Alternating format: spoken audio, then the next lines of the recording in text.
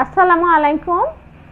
আজকে আমরা একটা গুরুত্বপূর্ণ জিনিস নিয়ে আলোচনা করব, যেটা অ্যাডোলেসেন্ট থেকে একদম মেনোপজ মৃত্যুর আগ পর্যন্ত মায়েদের লাগে। সেটা হলো সেলফ ব্রেস্ট এক্সামিনেশন। মানে আমরা ব্রেস্টটা নিজেরাই এক্সামিনেশন করে দেখব। আমাদের কাছে সমস্যা মনে হলে পরে আমরা ডাক্তারের কাছে পরামর্শ নিতে যাব। ইদানিং দেখা যায় অনেক অ্যাডোলেসেন্ট মেয়েদেরও ব্রেস্টের টিউমারের কথা বলে, এবং ব্রেস্ট টিউমার, ওভারিয়ান টিউমার, এই দুইটা হলো মেয়েদের জন্য একটা সাইলেন্ট কিলার। সেই জন্য আমরা ব্রেস্ট এক্সামিনেশনটাকে গুরুত্ব দিব। তাহলে এই ব্রেস্ট এক্সামিনেশনটা আমরা কিভাবে করব? প্রত্যেক মাসিকের পরে আমরা বাথরুমে ব্রেস্ট হাতের সাবান দিয়ে, এটা আল্লাহর দেওয়া একটা আলট্রাসোনোগ্রাম, ন্যাচারাল।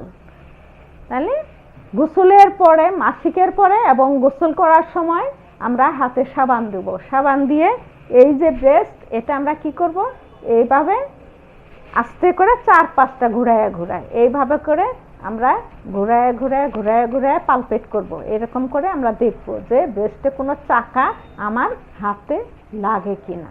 এইভাবে করে আমরা দেখব।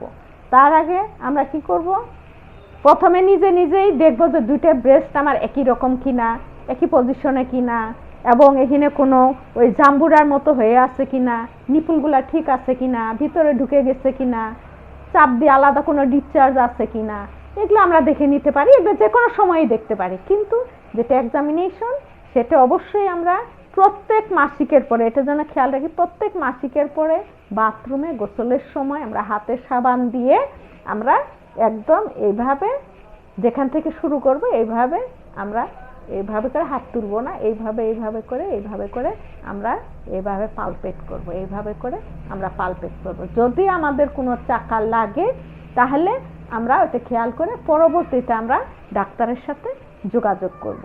এটা খুবই গুরুত্বপূর্ণ, আমরা যেন এটা একটু খেয়াল করি। ধন্যবাদ।